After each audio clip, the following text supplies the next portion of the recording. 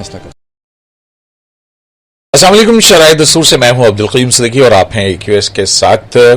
آج ایک مرتبہ پھر خالد عباسی صاحب جو ہیں وہ ہمارے ساتھ ہوں گے، اور ہمارا جو گزشتہ پوڈ کاسٹ تھا عباسی صاحب کے ساتھ کہ پروجیکٹ عمران کے بعد کا پاکستان، اس پر آپ نے بڑے کمنٹس بھی آپ کے آئے، بہت پسند کیا گیا، اور بہت سارے لوگ جو ہیں وہ اس کے اوپر کہتے ہیں کہ مزید تفصیل سے اس کے اوپر گفتگو ہونی چاہیے. اس پر بھی گفتگو کریں گے، لیکن جو ایران، اسرائیل اور امریکہ کا معاملہ ہے یا گلف کا معاملہ ہے جس طرح سے چل رہا ہے، اس میں پاکستان کا کردار، وہ سب ہم آپ کے سامنے ہیں. لیکن اس ساری صورتحال کے اندر آپ اور ہم ابراہیم اکارڈ کی بات بڑی سنتے ہیں. تو آج ہم اس سے بات شروع کریں گے اور عباسی صاحب سے یہ پوچھیں گے کہ قرآن مجید ابراہیم کی پیروی کی دعوت دیتا ہے، تو پھر ابراہیم اکارڈ کی مخالفت کی بنیادی وجوہات کیا ہیں؟ آپ اور اب ہم سب یہ ابراہیم اکارڈ سنتے ہیں اور ابراہیم اکارڈ کی نکات جو ہیں وہ بھی سب کے سامنے ہیں. تو اس کے اوپر گفتگو کرتے ہیں اور پھر اس گفتگو کو آگے بڑھاتے ہیں. خالد صاحب السلام علیکم. وعلیکم السلام ورحمۃ اللہ. سر، بنیادی سوال یہ جو سارا صورتحال ہے، اس میں ابراہیم اکارڈ کا بہت عرصے سے ذکر ہو رہا ہے، اس کے نکات کے اوپر بات ہوتی ہے. اب بھی جب ایران کے ساتھ جنگ بندی والی بات ہوئی، پھر اس کے بعد جو امریکہ، پھر ایک دم سے اچانک ڈونلڈ ٹرمپ جو ہیں انہوں نے کہا کہ یہ مشروط کر دوں گا میں اس سے کہ پاکستان، سعودی عرب اور دیگر ملک جو ہے ابراہیم اکارڈ کے اوپر جو ہے دستخطوں سے. تو یہ ابراہیم اکارڈ کیا ہے؟ سوال وہی کہ قرآن مجید تو جو ہے وہ ابراہیمی اس کی طرف دعوت دیتے ہیں، تو پھر اتبعوا ملت ابراہیم حنیفا، ابراہیم کی ملت کی پیروی کرو یکسو ہو کے.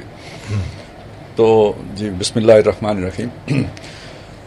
دیکھیں، پہلی بات تو یہ کہ ٹرمپ صاحب نے یہ بات کیوں کہی، یہ اب ان کا چلا ہوا کارتوس ہے. صرف وہ اپنی کمیونٹی کو مطمئن کرنے کے لیے، جو وہاں پہ ایک انریسٹ ہے، خاص طور پہ جو اسرائیل کے ہم نوا لوگ ہیں ان کو جو تکلیف ہے، جو ایران میں ناکامی ہوئی ہے ٹرمپ کو، تو اب وہ معاہدہ کرنا بھی چاہتا ہے، کرتا ہے تو وہ اندر سے جو ایک آتی ہے جو مخالفت، تو اس کے لیے انہوں نے یہ ایک دانہ ڈالا ہے. لیکن یہ کہ بہرحال اس میں بعض مسلمان کافی ساری غلط فہمی کا شکار ہیں، وہ کلیئر کرنا چاہیے بات کو. دیکھیں، قرآن مجید بلا شبہ وہ یہ دعوت دیتا ہے کہ ابراہیم کے طریقے کی پیروی کرو. تم سب ان کی ذات کے اوپر، ان کی شخصیت کے اوپر متفق ہو تو طریقہ ان کا اختیار کرو. یہ بس تھوڑا سا باریک سا فرق ہے. ایک ہوتا ہے کسی کی شخصیت کے ساتھ محبت کا رشتہ رکھنا. قرآن یہ کہتا ہے شخصیت اہم نہیں ہے، شخصیت کے اوصاف اہم ہیں، اس کی تعلیمات اہم ہیں، اس کی نظریات اہم ہیں، تو ان کے ساتھ اپنی وابستگی تم اختیار کرو. اب یہاں سے چونکہ ابراہیم علیہ السلام ایک بہت بڑی شخصیت ہے، تاریخ دیکھیں، یعنی پری ابراہم ایرا اور اس کے بعد جو ہے نا جو دور ہے، یہ بہت بڑا، یعنی تاریخ انسانی کا جو ارتقاء ہوا ہے، تو ایک ایڑ لگی ہے ابراہیم علیہ السلام کے بعد. اور یہ جو خاص طور پہ سوشل ایولیوشن کا ایرا ہے، یہ ابراہیم علیہ السلام کے بعد ہی شروع ہوا ہے. اور ہسٹوریکل ایرا بھی وہی ہے جو حضرت ابراہیم علیہ السلام کے بعد کے. تو بہت سے اعتبارات سے ابراہیم علیہ السلام کی ایک یعنی جنکشن ہے تاریخ انسانی کے. تو اور یہ تین جو جنہیں ہم آسمانی مذاہب کہتے ہیں یا الہامی مذاہب کہتے ہیں، یہودی اور عیسائی اور مسلمان، تو یہ تین دعوے دار ہیں. بلکہ مشرکین مکہ بھی اس کے دعوے دار تھے کہ ہم ابراہیم کے طریقے پر ہیں. تو اب قرآن مجید کا اصل مقدمہ یہ ہے کہ ابراہیم کا جو اصل طریقہ ہے نا، اس کو زندہ کرنے کے لیے محمد رسول اللہ کی بعثت ہوئی ہے، اور تم دونوں ڈائیورٹ کر چکے ہوئے ہو. اگر آپ سورہ بقرہ کا پہلا حصہ دیکھیں نا، پہلے جو 17-18 رکوع ہیں، تو اس میں پورا چارج شیٹ بنی اسرائیل کو اس پہ کیا ہے کہ تم کہاں ملت ابراہیمی سے تو تمہارا کوئی تعلق نہیں رہا، تم اس سے ڈائیورٹ کر چکے ہو. اور سورہ آل عمران کے پہلے 10 رکوع میں تقریباً 100 آیات، اس میں نصارہ کو یہ بتایا گیا کہ تم ابراہیمی طریقے پر نہیں ہو. اور یہ ادھر تو بہت کھولا گیا ہے. پہلی بات یہ بتائی کہ دیکھیں تم یہودی اور نصرانی بن گئے ہو. ابراہیم یہودی نصرانی نہیں تھے. ما کان ابراہیم یہودیم ولا نصرانیہ، نہ یہودی تھے نہ نصرانی تھے. ولیکن حنیفا مسلمہ، وہ مسلمان تھے، یکسو ہو کے مسلمان تھے. اچھا، یہ ویسے معلوم ہونا چاہیے کہ ابراہیم کی جو بنی اسرائیل والی نسل ہے، تو قرآن مجید نے بنی اسرائیل سے یہ بات کہی ہے کیونکہ یعقوب علیہ السلام کا لقب تھا اسرائیل. تو بنی اسرائیل مطلب یعقوب کے بیٹے. تو ان سے پوچھا ہے ام کنتم شہداء اذ حضر یعقوب الموت، کیا تم ادھر موجود تھے جب یعقوب کے سامنے موت آئی تھی؟ جب اس نے اپنے بیٹوں سے پوچھا تھا ما تعبدون من بعدی، میرے بعد تم کس کی عبادت کرو گے؟ कालू नाबुदो इलाहा का व इलाहा आबाए का इब्राहिम व इस्माइला व इसहाका इलाहम वाहिदम व नखनु लहू मुस्लिमून, वो सब मुस्लिम थे। तो ये बिल्कुल क्लियर हो गया कि इब्राहिम भी मुस्लिम, उनकी औलादें भी मुस्लिम, याकूब भी मुस्लिम। ये जो यहूद का लफ्ज़ आया शुरू में किसी अच्छे मानी में आया होगा, लेकिन चलते चलते ये असल में तो डाइवर्जन होगी ना, उस इस्लाम की जगह पे यहूदियत आ गई। और भी बहुत कुछ हुआ है, और मैं इस वक्त उसमें नहीं पढ़ता, बहुत लंबा हो जाएगा, सारा प्रोग्राम उसी में चला जाएगा। मतलब जुमे का दिन उधर भी था, कुर्बान गाह जो है मीना थी, अव्वल घर वुज़े अलिन्नास लल्लज़ी वो खाना काबा था, ये सब डाइवर्जन थी जो उन्होंने की थी, और वो सारा कुछ तब्दील कर लिया था। अब आ जाए नसारा पर, तो उनका भी जिक्र कुरान सूरह आल इमरान में जिक्र किया, और उसमें यह बात बताई कि जो जब ईसा अलैहिस्सलाम ने अपने हवारियों से कहा मन अंसारी अल्लाह, तुम में से कौन अल्लाह के काम में मेरी मदद करेगा, काल अल हवारियून नहनु अंसारुल्लाह, उन्होंने कहा हम अल्लाह के मददगार हैं आपके इस काम में, वशहद बिअन्ना मुस्लिमून, और आप गवाह रहना कि हम मुस्लिम हैं। तो इसका मतलब है ईसाई भी अपने ओरिजिन में मुसलमान हैं, यहूदी भी अपने ओरिजिन में मुसलमान है। तो ये नसारा का नाम कहाँ से आ गया? तो कुरान मजीद यूं कहते हैं अल्लज़ीना कालू इन्ना नसारा, वो लोग जिन्होंने कहा हम नसारा हैं, यानी हमने ये नाम नहीं इनको नहीं दिया था, इन्होंने ये नाम खुद से इख्तियार कर लिया। तो कहने का मकसद ये है कि आप अगर अपना नाम ही तब्दील कर लें, उसके बाद आपको उस मिल्लत से क्या वास्ता रहा? तो मैं सिर्फ एक बात यहाँ पे बस इतनी ही कह रहा हूँ कि ये तो नाम भी बदल गए। तो कुरान ने इन्हें ये बताया कि तुम्हारा इब्राहिम के साथ कोई ताल्लुक नहीं है, और अब इब्राहिम का जो ताल्लुक है उनके करीब तरीन वो हैं जो नबी सल्लल्लाहु अलैहि वसल्लम और इनके मानने वाले हैं। इन्ना औलन नास बिइब्राहीम लल्लज़ीना तबाऊहु व हाज़न नबिय्यु वल्लज़ीना आमनू, इब्राहिम के करीब के लोग तो वो हैं कि जिन्होंने उनकी पैरवी की, और ये वो नबी हैं सल्लल्लाहु अलैहि वसल्लम जो उनके करीब हैं और इनके साथ ईमान लाने वाले हैं। तो अब अगर मैं अब्राहम अकार्ड पर यहूदियत को तस्लीम कर लेता हूँ, या आप नसरानियत को तस्लीम कर लेते हैं कि ये इब्राहिमी तरीके पर हैं, तो हमने तो सारा कुरान का मुकदमा उड़ा दिया। नहीं, लेकिन जैसा आपने भी कहा, और ये तसलसल है, यहूदियत है, ईसाइयत है, यहूदियत है, और फिर मुसलमानों का वो है, सारा एक तसलसल है ना, वो शाखें बदलती गई मुख्तलिफ स्टेशंस के ऊपर जो है वो। तो मतलब इस सारी सूरत हाल में जो मेरे लिए बड़ी एक अचंभे की बात बनती है कि हज़रत इब्राहिम, हम अभी ईद उल अज़हा गुजरी है, हम कहते हैं सुन्नत इब्राहिमी जो है वो हम अदा कर रहे हैं जी, ठीक है, बिल्कुल। तो यहूदियों की तरफ से जाहिर है इसके पीछे सामने पीछे तो इसराइली है ना, कि उसको तस्लीम करना, और फिर उसके बाद वो सारे उनका इस लफ्ज को इस्तेमाल करने का मकसद बाकी दुनिया को पैगाम देना क्या है, जिसमें हमें क्या सेफगार्ड्स अपने पास रखने होंगे? जी, जी, जी। क्योंकि बहुत बड़ी तादाद है यहाँ पे, जब आप कहेंगे बात तो समझ तो नहीं आएगी ना। बिल्कुल नहीं आएगी। अच्छा, सबसे पहली बात यह है कि बहसीत मुसलमान हमें ये यकीन होना चाहिए कि कुरान मजीद अल्लाह का कलाम है। अगर इसमें कोई हमें शक शुबा डवाडोल है तो फिर तो सारा मुकदमा ही उड़ गया, क्योंकि हम तो सारा इस्तिदलाल कुरान मजीद के अल्लाह का कलाम होने की बुनियाद पर कर रहे हैं। तो जब वो पहली बात हो गई ना वो, तो अब आ जाए इस चीज़ की तरफ कि देखें, एक आदमी दावा करता है कि मैं पाकिस्तानी हूँ, और ताल्लुकात उसके निकलते हैं उसके साथ वो जो हमने पकड़ा हुआ है कलभूषण के साथ, अब उसकी पाकिस्तानियत तस्लीम की जाएगी? नहीं की जाएगी। तो कुरान मजीद यही तो सूरह बकरा सारी पढ़ जाएं, इब्तदाई सा वो ये साबित कर रहा है, चार्जशीट कर रहे हैं कि तुम्हारा कोई ताल्लुक इब्राहिम से नहीं रहा है। सही, तुमने ये किया, ये किया, ये किया, हमने तुम पर ये एहसान किया, और तुमने बदले में ये किया है। अब खत्म, तुम्हारी छुट्टी हो गई है, अब तुम्हारी जगह हम इनको ले आए। व कज़ालिका जअलनाकुम उम्मतन वसता, अब तुम दरमियानी उम्मत हो, जैसे कभी वो थे अब तुम हो। वो माजूल हो गए, अल्लाह ने रांदा दरगाह कर दिए। तो असल में जैसे कभी इबलीस रांदा दरगाह हुआ था, वो तो भी फरिश्तों की सफ में शामिल था ना। आज तो हम उसे फरिश्ता नहीं मान सकते, क्योंकि निकाल दिया गया वहां से। इसी तरह कुरान का दावा है कि हमने बनी इसराइल को बहुत फजीलत दी थी, अन्नी फज़्ज़लतुकुम अलल आलमीन, मनु सलवा, बहुत कुछ है ना। ये तो किसी के साथ नहीं हुआ कि धूप थी तो बादल ला के साहिबान कर दिया कि भाई कोई मेरे जो है ना लाडले प्यारे, इनको धूप की तपश ना आ जाए ना। वो इतना तो मां भी नहीं करती जितना अल्लाह ने इनके साथ किया। तो लेकिन ये कि अब उसके बाद अल्लाह ने बताया कि देखो तुम्हारी ये हरकतें हैं जिनकी वजह से हमने तुम्हें इस मकाम से माजूर कर दिया। تو وہ ساری وعدے جو تھے پہلے تو وہ تو اس کے بعد ختم ہو گئے. جب آپ کی سٹیزن شپ ہی ختم ہو گئی تو باقی سارے جو بھی آپ کے اس کے ساتھ جو حقوق تھے وہ بھی ختم وہ سارے ختم ہو گئے. یہودی اور صہیونی دو لفظ استعمال ہوتے ہیں نا, مطلب یہودی ہم یہ دیکھتے ہیں کہ زائنسٹ کا جو لفظ ہے جی اس کا نمائندہ ہے نیتن یاہو. یہودی بھی نیتن یاہو کے بہت زیادہ خلاف ہیں, تو اس کو کیسے ڈفرینشیٹ کر کے ہم آگے چلیں گے؟ یہ دیکھیں گے کہ ایک روایتی آرتھوڈاکس یہودی ہے نا, مذہبی یہودی ہے, وہ صہیونی ضروری نہیں کہ وہ صہیونی ہو. صہیون اصل میں وہ چٹان ہے یروشلم میں کہ جو ان کے نظر میں بہت بابرکت ہے, اور ہمارا بھی خیال ہے کہ وہیں سے وہ جو ہے نا نبی صلی اللہ علیہ وسلم کا جو معراج ہوئی تھی وہیں سے ہوئی تھی. تو وہاں پہ وہ بنانا چاہتے ہیں تھرڈ ٹیمپل. تو یہ جو تھرڈ ٹیمپل کا پروجیکٹ ہے نا اس کا تعلق ہے صہیون کے ساتھ. تو وہ تمام گروہ خواہ وہ یہودی ہو یا غیر یہودی ہو جو تھرڈ ٹیمپل کی تعمیر کے پروجیکٹ کو لے کے چل رہا ہے وہ صہیونی ہے. تو ایک یہودی بھی صہیونی ہے اور کرسچن زائنسٹ بھی ہیں. یہ جو ٹرمپ والی جو ہے نا یہ ایونجلک جو ہیں یہ بھی زائنسٹ ہیں, لیکن یہ کرسچن زائنسٹ ہیں کہ یہ بھی تھرڈ ٹیمپل بنانا چاہتے ہیں. ان کو لارا یہودیوں نے یہ لگایا ہے کہ دیکھیں مسیح علیہ السلام کب واپس آئیں گے. ان کی کتابوں میں یہ بات ہے کہ جب تھرڈ ٹیمپل بن جائے گا اس میں لا کے تخت داؤدی رکھ دیا جائے گا, اس پر وہ نزول فرمائیں گے عیسیٰ علیہ السلام. تو ظاہر ہے جب تک آپ تھرڈ ٹیمپل نہیں بناتے تو عیسیٰ علیہ السلام واپس نہیں آتے.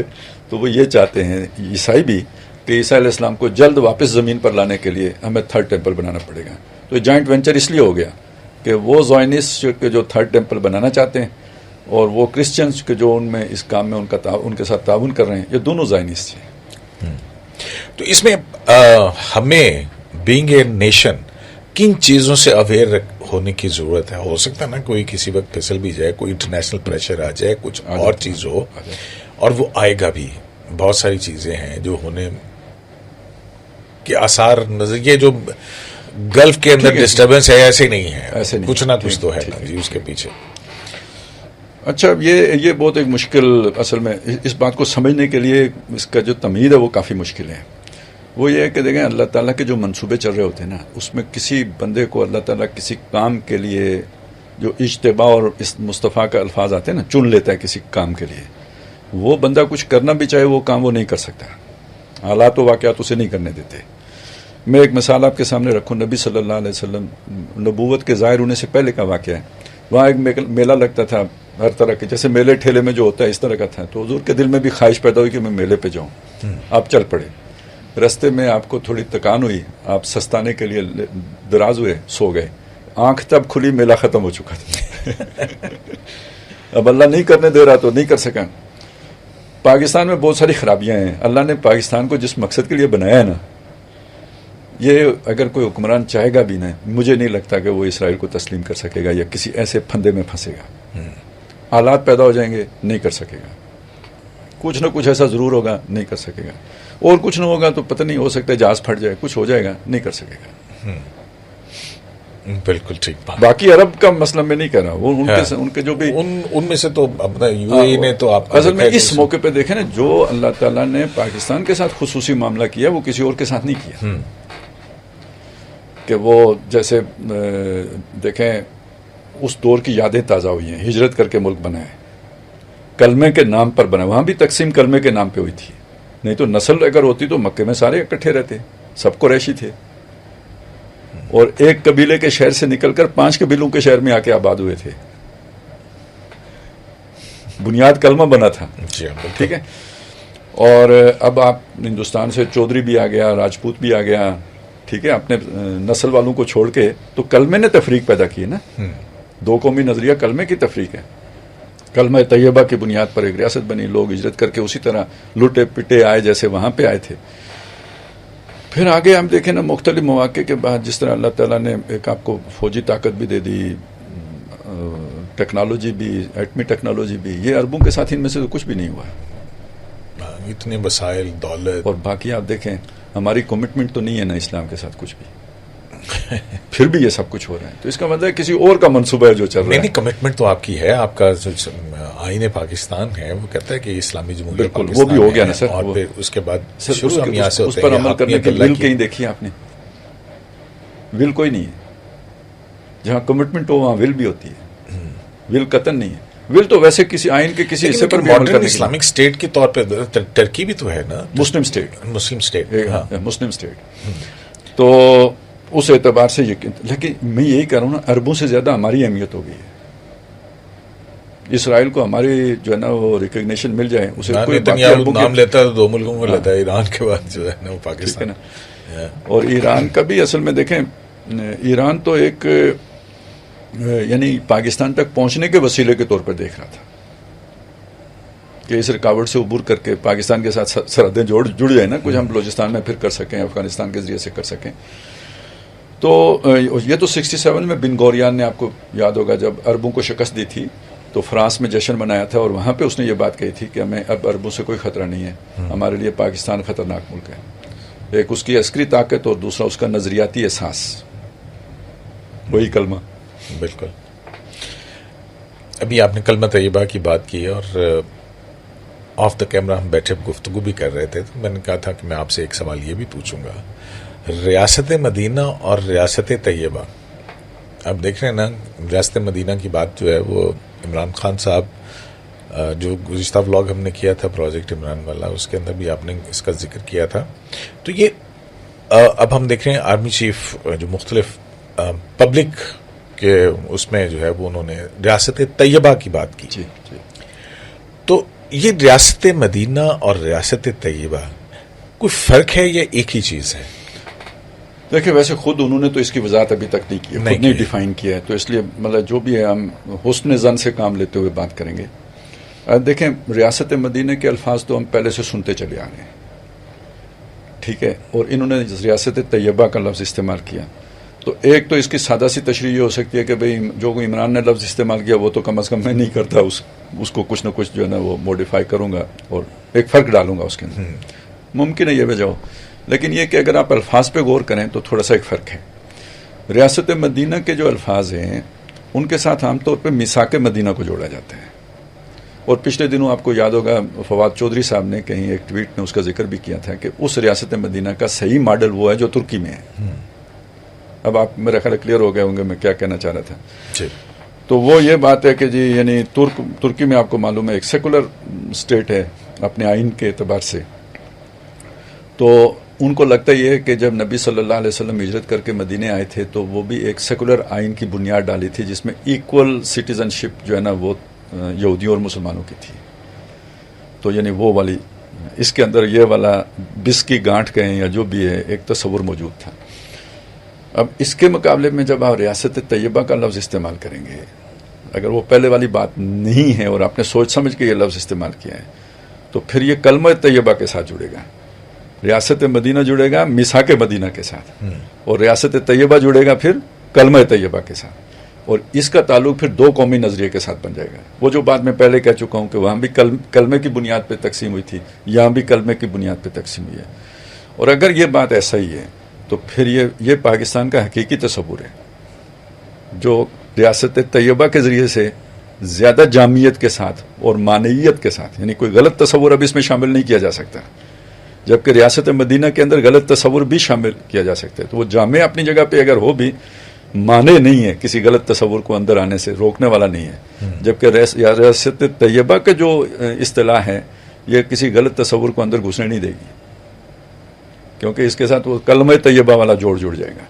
تو مجھے یہ زیادہ پسند, میں نے اس اعتبار سے زیادہ پسند ہے. اب باقی ان کے ذہن میں کیا ہے مجھے نہیں, لیکن ظاہر ہے وہ تو وہ کر سکتے ہیں, لیکن کیونکہ یہ لفظ جو ہیں وہ بڑے سمبولک ہوتے ہیں اور ایسے نہیں کہے جاتے ہیں. جب اتنی بڑی شخصیت کی طرف سے اس کے پیچھے پورا وہ جو ابلاغ ایک تھاٹ ہوتا ہے اس کا سارا, بالکل وہ ایسے نہیں ہوتا ہے. تو لہٰذا یہ اس کے اوپر بہرحال کھوج میں تو رہیں گے کہ بھئی کسی دن اگر کئی ملاقات ہو گئی تو پوچھیں گے کہ جی آپ کا یہ تصور ہے کیا, ضرور پوچھنے کی بات ہے. اور یہ بڑی میرے خیال بہت ضروری چیزیں ہیں, کیونکہ ہم جس کنفیوژن کے اندر پھنسے ہوئے ہیں. اصل میں مسئلہ اور بھی ہے نا سر, آپ وہ جو ہماری روایتی اصطلاحات ہیں وہ استعمال کر کے اپنی گردن پھنسا نہیں سکتے آپ جس دنیا میں رہ رہے ہیں. بالکل ٹھیک ہے نا. تو کوئی اس کے بدلے میں کوئی ایسی اصطلاح استعمال کرنی ہے کہ جس سے آپ کا مفہوم بھی ادا ہو جائے اور فوری طور پر کوئی بہت بڑا ہنگامہ بھی نہ کھڑا ہو. ہاں ایگزیکٹلی یہ بھی بات ہے.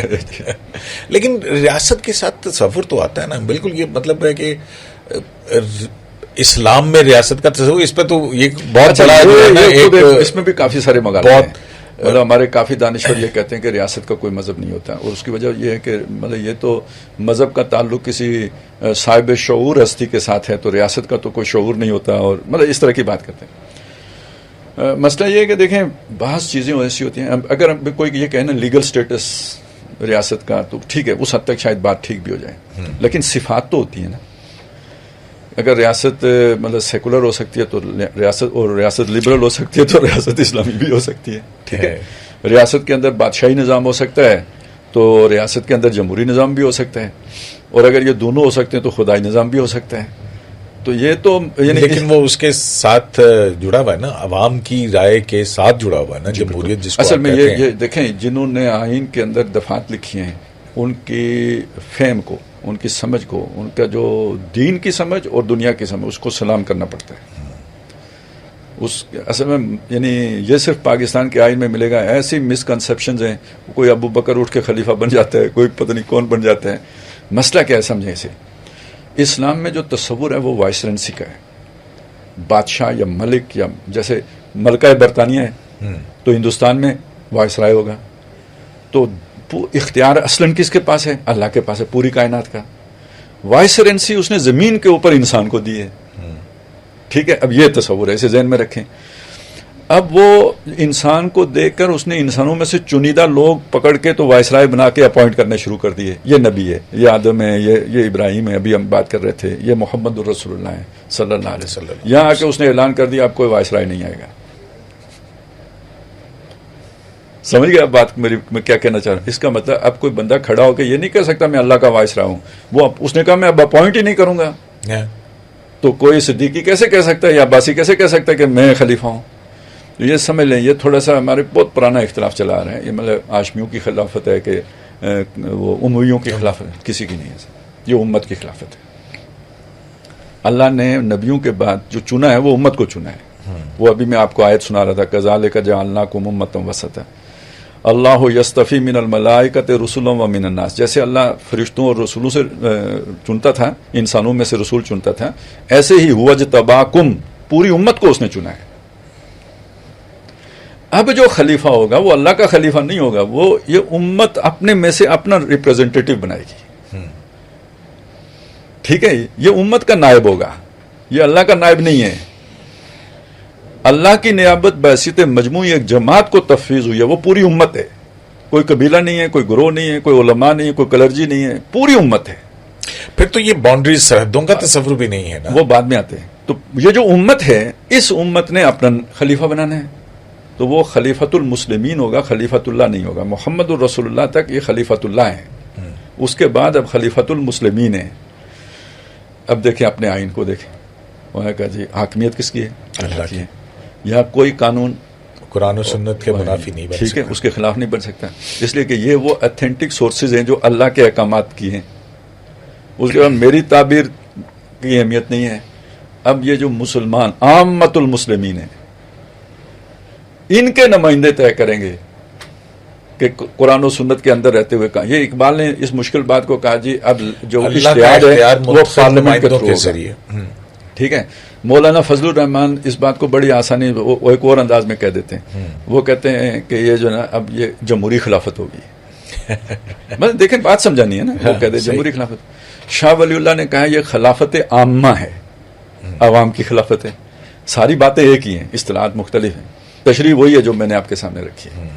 البتہ علامہ اقبال کے ساتھ بات زیادتی کی جاتی ہے کہ جب اجتہاد کا معنی یہ کیا جاتا ہے کہ جی ایبسولوٹ اتھارٹی عوام کے پاس چلی گئی ہے جو قانون ان کے نمائندے مرضی بنا سکتے ہیں یہ مطلب نہیں. وہ ایبسولوٹ اتھارٹی اللہ کے پاس ہے. جو قانون بنے گا اس کے یعنی جہاں پہ اللہ کا حکم موجود نہیں ہوگا وہاں بنے گا. جو بنے گا اللہ کے حکم کے کسی بھی حکم کے خلاف نہیں بنے گا. اس کو اجتہاد کہتے ہیں. یہ پارلیمنٹ کرے گی جو عوامی نمائندوں پر مشتمل. عوامی نمائندوں پر مشتمل ہے. اب یہ بھی تو کہا جاتا ہے نا کہ پارلیمنٹ کے پاس اختیار ہے کہ وہ آئین میں کوئی سی بھی قسم کی ترمیم کر سکتی ہے.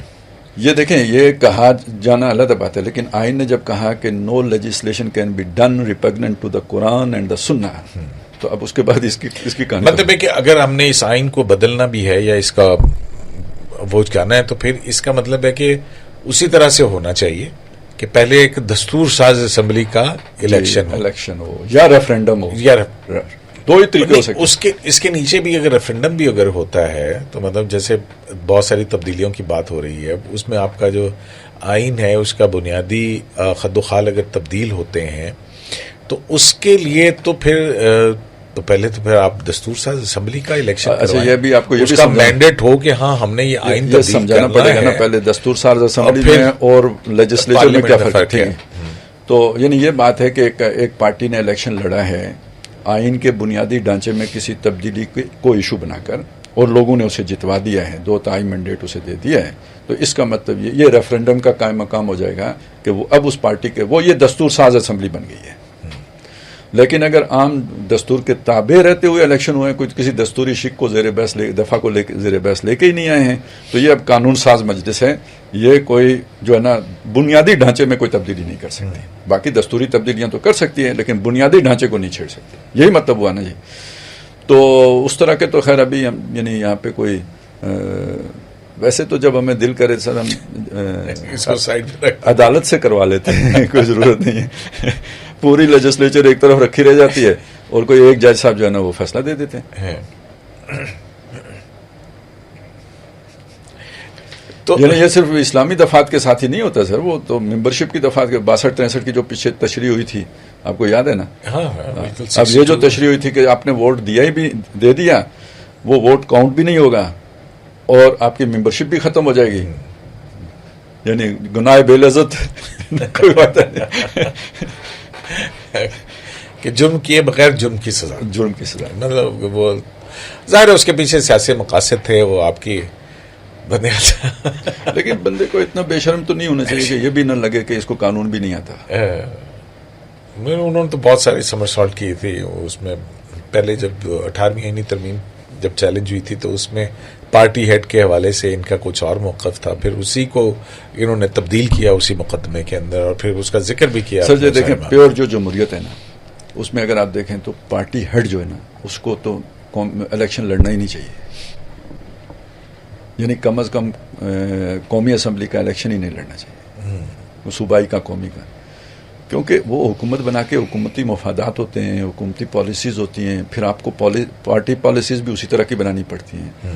تو آپ اگر فرض کریں آپ ایک پارٹی کو چیئر کر رہے ہیں اور آپ اسمبلی میں ہیں ہی نہیں اور آپ نے پارٹی کے مفاد دیکھنے ہیں، اور جو آپ کی پالیسی تھی جو منشور تھا اس سے اگر جو آپ کے ممبران اسمبلی ہیں وہ دائیں بائیں ہو رہے ہیں تو آپ پارٹی کی سطح پر ان کو جو ہے نا وہ اکاؤنٹیبل کر سکتے ہیں۔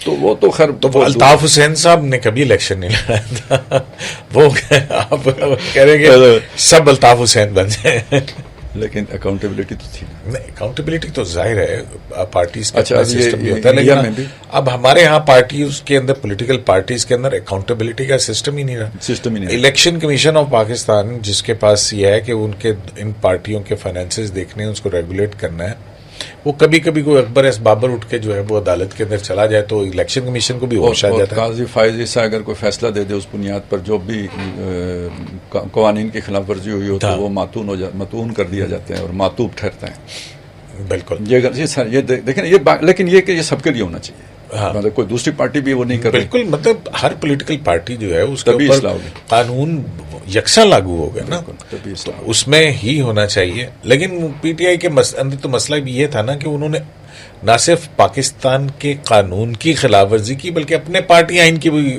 خلاف ورزی کی نا، کہ الیکشن ہو کہاں رہا ہے کسی کو پتہ ہی نہیں ہے۔ صدیقی صاحب ویسے ایک ہمارے ملک میں اچھا کام بھی ہوا تھا جو توڑ نہیں چڑھ سکا، مطلب وہ کیا ہے، وہ حسرت ان چوپے ہے کہ جو بن کھلے مرجھا گئے۔ تو وہ جو پرویز مشرف کے دور میں ایک تنویر نقوی صاحب ہوتے تھے جنہوں نے کوئی NRB جی نیشنل ریکنسٹرکشن وہ بیورو کے تحت جو لوکل گورنمنٹ کا نظام کا تصور پیش کیا تھا، تو سر جو حقیقی جمہوریت ہے نا، ویسے تو ایوب خان نے بھی کسی زمانے میں پیش کیا تھا لیکن وہ اس نے اپنے سیاسی ایجنڈے کے طور پر پیش بیسک ڈیموکریسی اور وہ سارا، لیکن پرویز مشرف کا اس کے مقابلے میں زیادہ فطری بھی تھا، جینین بھی تھا۔ یعنی اصل میں عوام کو کوئی اختیارات تو تبھی مل سکتے ہیں کہ جب بلدیاتی اداروں کے پاس اختیارات ہوں. بے شک, بالکل ٹھیک. اور دوسری بات یہ کہ اکاؤنٹیبلٹی بھی زیادہ بہتر جو ہے نا ان لوگوں کی زیادہ بہتر ہوتی ہے بنسبت صوبائی اسمبلی کے ارکان کی یا قومی اسمبلی کے جو ممبرز ہیں ان کے. نہیں یہ تو ٹھیک ہے, ایڈمنسٹریٹولی جتنے چھوٹے یونٹ ہوں گے اس کو دیکھ بھال کرنے کے لیے زیادہ بہتر ہوگا. یہ کاؤنٹیز کا سسٹم تھوڑی سی اگر آپ عدالتی اختیارات بھی دے دیں, جیسے پہلے اے سی ڈی سیز کے پاس ہوتے تھے, اس طرح کے ان لوگوں کو, الیکٹڈ لوگوں کو دے دیں, تھوڑی ٹریننگ بھی دے دیں, تو عدالتوں کے اوپر سے بوجھ بھی کم ہو جائے گا, انصاف بھی جلدی ملنا شروع ہو جائے گا. مطلب آپ کہہ رہے ہیں کہ پنچایت سسٹم کو لے کے آتے ہیں. بالکل دیکھیں دنیا بھر میں اب ویسے چل تو رہا ہے کہ یہ جو ہے اے ڈی آر جس کو آلٹرنیٹ ڈسپیوٹ ریزولوشن کا جو اس کو بہت ابھی محدود رکھا ہوا ہے. اور مطلب یہ ہے کہ اس میں صرف جو ہے کوئی لین دین کے تنازعات ہیں یا یہ کوئی جائیداد کے کوئی تنازعات ہیں یا خانگی میاں بیوی کے کوئی مسئلے مسائل اس حد تک محدود رکھا ہوا ہے. اور اس کے پاس بھی کوئی ایک ہوتا ہے نا تھوڑا بہت آپ کی کوئی قوت نافذہ ہوتی ہے, وہ اس طرح کی کوئی چیز اس کے پاس نہیں ہے. مطلب ایک مصالحتی کردار تو ہے, اس سے آگے کا کچھ بھی نہیں ہے. تو تھوڑا یعنی تھانے کو اور اس کو آپس میں جوڑ دیا جائے تھوڑا سا. یعنی وہ پولیس والا بھی دیکھیں, آپ کسی کو جب یہ والا عدالتی نظام لے کے چلتے ہیں تو ملزم کو آپ کو گرفتار کرنا ہوتا ہے. کچھ دفعات ایسی ہیں, اب وہ بے گناہ ہونا نہ ہونا بات کی بات ہے, لیکن وہ دفعہ ایسی لگ گئی تو اس پہ وہ پکڑا جائے, گرفتار ہو جائے گا, کسٹڈی میں چلا جائے گا. زیادہ سے زیادہ یہ ہوگا کہ جوڈیشل کر دیں گے اس کو. تو وہ اگر فرض کریں 15 دن کے بعد ہی رہا ہو جاتا ہے کہ بھئی دفعہ غلط لگی ہوئی تھی, پھر بھی 15 دن تو اندر رہا ہے. تو اگر ان سے بھی کوئی تھوڑے بہت غلط فیصلے ہو جائیں, کوئی 7 دن ہو گئے, غلطی ہو گئی کسی کی, مطلب ہر جگہ پہ نقصان تو ہوتا ہے, لیکن یہ کہ بہرحال دیکھیں جو محلے کا آدمی ہے نا وہ غلطی تو کر سکتا ہے, اچھا طرفداری بھی کر سکتا ہے, محبت ہوتی ہے یہ وہ بھی ہو سکتا ہے, رشوت لے کے نہیں فیصلہ کر سکتا.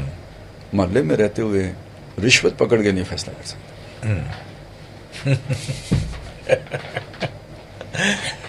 بہرحال اس کے لیے بڑی اسٹرکچرل چینجز لانے کی ضرورت ہے. اس میں آج کل کی بڑی بحث بھی ہو رہی ہے کہ جناب یہ صوبے جو ہے نا چھوٹے کیے جائیں, زیادہ صوبے بنائے جائیں. یہ تو ایک اور آپ بیوروکریسی کے ہاتھ کے اندر ایک اور مزید وہ نہیں دے دیں گے ریسورسز کا معاملہ. اصل میں دیکھیں جو صوبے چھوٹے ہوں گے تو پھر اگر 2 ہوتے ہیں تو پنجاب کے تو 2 وزیر اعلیٰ ہوں گے, 2 وزیر اعلیٰ, 2 سیکرٹری, 2 چیف سیکرٹری, اور اسی طرح سے وہ آئیڈیلی دیکھیں, بائی بک دیکھیں, صوبے چھوٹے کرنے میں کوئی حرج نہیں ہونی چاہیے, لیکن اپنے حالات کو دیکھیں, زمینی حقائق کو دیکھیں. اس وقت یہ کٹا کھولنا نہیں چاہیے, جو ہیں بس بہت ہیں.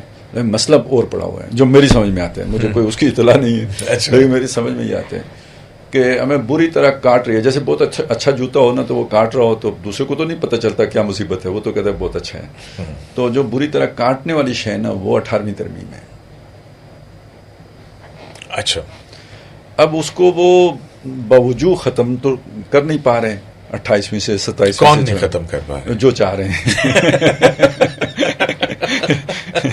مطلب وہ فرض کریں میں زرداری صاحب کی جگہ پہ ہوں تو میں چاہوں بھی نا تو آخر میں نے واپس سندھ بھی تو جانا ہے نا, ظاہر ہے, تو میں کیسے کر سکتا ہوں. تو اسی طرح دیکھیں صوبائی خود مختاری کا ہاں وہ کچھ اریٹینٹس ضرور ہیں, جو پریکٹیکل ڈیفیکلٹیز ضرور ہیں, جو فیڈریشن چیخ رہی ہے کہ جناب ہمارے پاس پیسے ہی کوئی نہیں رہ گئے ہیں, سارے پیسے صوبے لے گئے ہیں اور ہم پہ جو ہے نا وہ ہر سال بڑھتے چلے جا رہے ہیں. ہمارے اتنے ہیں, ڈیفنس کے معاملات ہیں, فارن آفس کے معاملات ہیں, اور بہت ساری چیزیں ہیں جو ہم نے کرنی ہے, چلانی ہے, ہمارے پاس پیسے ہی نہیں ہوتے. بدنام ہم ہوتے ہیں, عیاشی صوبے کے صوبوں کے پاس چلے جاتے ہیں اور صوبے بیوٹیفیکیشن کے نام پر اربوں روپے لگا دیتے ہیں. یعنی لوگوں سے اس طرح ٹیکس لے کے نچوڑ کر لہو پھینک کے ان کا, تو یہ سڑک پہ جو ہے نا وہ دیواریں کھڑی کی جا رہی ہیں, وہ کوئی مغلیہ خاندان کی جو ہے نا طرز کی. پتہ نہیں آپ نے دیکھا ہے نہیں, میں 1-2 جگہوں پہ پنڈی میں گیا ہوں تو میں نے کہا یہ کیا ہو رہا ہے جی, کہتے ہیں یہ بیوٹیفیکیشن کے نام پہ ہو رہا ہے, سارا پنجاب خوبصورت بنانا ہے. تو شہر صاف تو کرنا ہے. ہاں جی بالکل صاف کریں, لیکن یہ کہ مطلب پہلے کھانا صاف کر لیں پھر شہر بھی صاف کر لیں گے, تو ہمیں تو غذائیں ہی صاف نہیں مل رہی ہیں. اور پیٹ کے ایجوکیشن کا کیا حشر ہو گیا ہے. تو کہنے کا مقصد یہ تھا کہ بھئی پیسوں کی فراوانی صوبوں کی طرف ہو رہی ہے, وہاں پہ کرپشن بھی ہے اور بے جا استعمال بھی ہے. اور جو فیڈریشن ہے وہ جناب پیٹ پہ ہاتھ رکھے منتظر فردا ہے کہ کوئی پیکج آ جائے تو ہم کچھ لے کے چلیں، یا پھر وہ لیوی لگا دیتے ہیں پیٹرول کے اوپر، یا یہی ان کے پاس حال رہ جاتے ہیں. یہ میرا خیال ہے اس وجہ سے بھی وہ بھی ہے ڈیٹ سروسنگ، کیونکہ آپ کو بجٹ بنانا ہے، آپ کو ڈیٹ لینا ہے، میرا IMF کے خیال اس میں ہے. پھر جس طرح سے ہم لے رہے ہیں 2032 تک تو ہم سارا قرض لے کے ہی اپنا بجٹ بنا سکتے ہیں، اور قرضے دینے ہیں ہم نے، جو جتنی ہماری پروڈکشن ہی نہیں ہے اس سے زیادہ ہمیں قرضے دینے ہیں. اچھا سر جی، یہ آپ کو یاد ہے یہ 18ویں ترمیم آئی کب تھی؟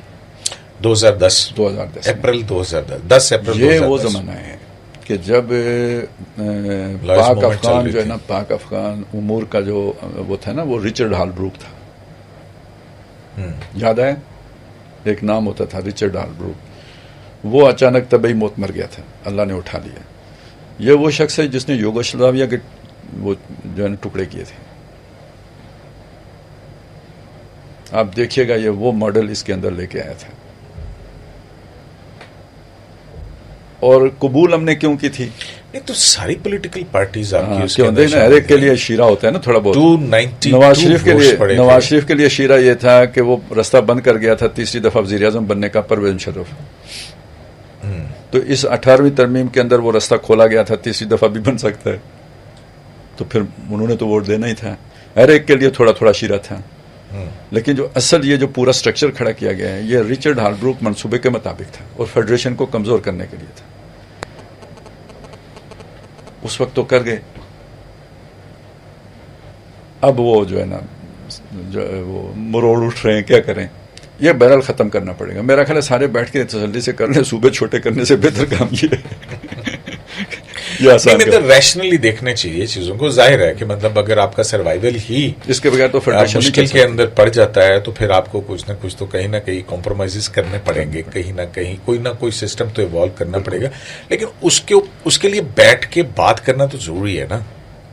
اب ایسا بھی نہیں ہونا چاہیے کہ کہیں سے ایک مسودہ ہے اور اس کے اوپر ٹھپا لگائیں اور پھر وہ اس وقت ابھی بھی ہوتے ہیں سر. ہمارے اسمبلی کے جو اراکین ہیں تو ان کے پاس مسودہ ہی آتے ہیں، مسودہ ہی آتا ہے. پہلے باہر سے آ جاتا تھا تو اب اندر سے آتا ہے بس.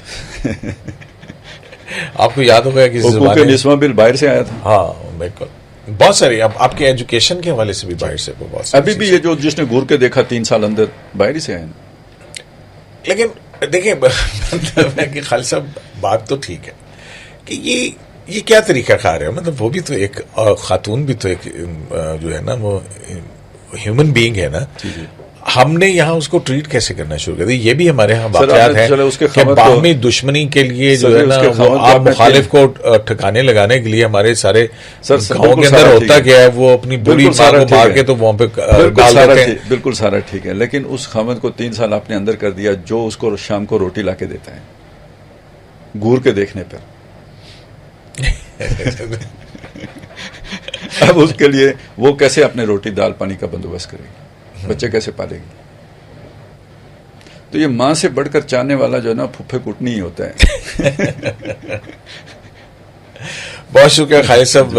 مطلب ہے کہ آپ سے ہمیشہ بات کر کے بڑا مزہ آتا ہے. اور جب یہ ریاست طیبہ اور ریاست مدینہ اور ابراہیم اکارڈ دیکھیں کتنی وہ چیزیں ہیں، بڑے ہوتے ہیں. اب ابراہیم اکارڈ کہاں سے یہ لفظ آ رہا ہے، اور اس سے ہماری پوری مسلمانوں کی اور مطلب پوری دنیا کی جو ہے نا وہ ایک نظریاتی جو ہے نا وہ وابستگیاں جڑی ہوئی ہیں، اور پھر کیسے استعمال ہوتا ہے اپنے مذموم مقاصد کے لیے. تو انشاءاللہ اگلی نشست کے اندر جو ہے وہ خالد صاحب سے پوچھیں گے کہ اسلام میں ریاست کا تصور اور اسلام کا نظام انصاف، اس کے اوپر بات کریں. شرائع دستور سے EQS لائیو سے اجازت دیجیے.